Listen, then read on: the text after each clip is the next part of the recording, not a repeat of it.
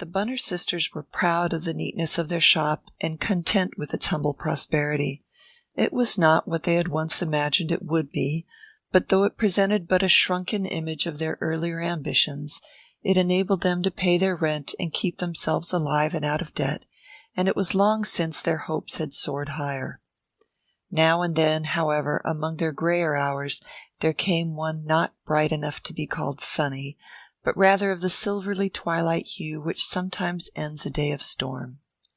It was such an hour that Eliza, the elder of the firm, was soberly enjoying as she sat one January evening in the back room which served as bedroom, kitchen, and parlor to herself and her sister Evelina. In the shop the blinds had been drawn down, the counters cleared, and the wares in the window lightly covered with an old sheet, but the shop door remained unlocked till Evelina, who had taken a parcel to the dyer's, should come back. In the back room a kettle bubbled on the stove, and Eliza had laid a cloth over one end of the center table, and placed near the green-shaded sewing lamp 2 teacups, 2 plates, a sugar bowl, and a piece of pie.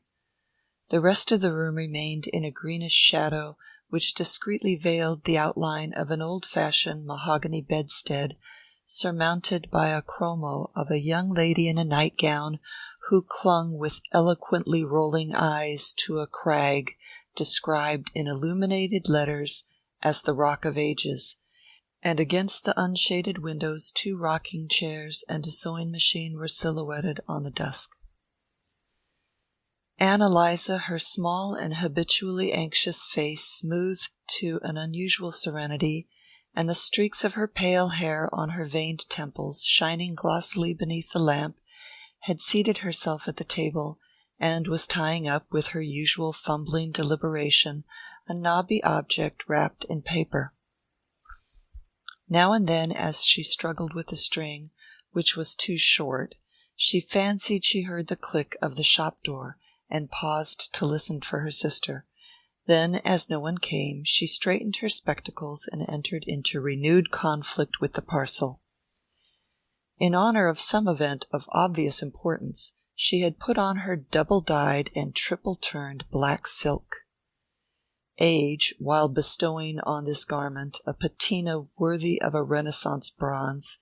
had deprived it of whatever curves the wearer's pre-Raphaelite figure had once been able to impress on it, but this stiffness of outline gave it an air of sacerdotal state which seemed to emphasize the importance of the occasion. Seen thus, in her sacramental black silk, a wisp of lace turned over the collar and fastened by a mosaic brooch, and her face smoothed into harmony with her apparel, Eliza looked 10 years younger than behind the counter in the heat and burden of the day. It would have been as difficult to guess her approximate age as that of the black silk, for she had the same worn and glossy aspect as her dress,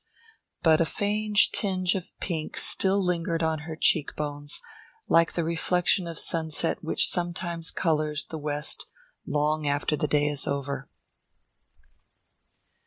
When she had tied the parcel to her satisfaction, and laid it with furtive accuracy just opposite her sister's plate, she sat down, with an air of obviously assumed indifference, in one of the rocking chairs near the window, and a moment later the shop door opened, and Evelina entered.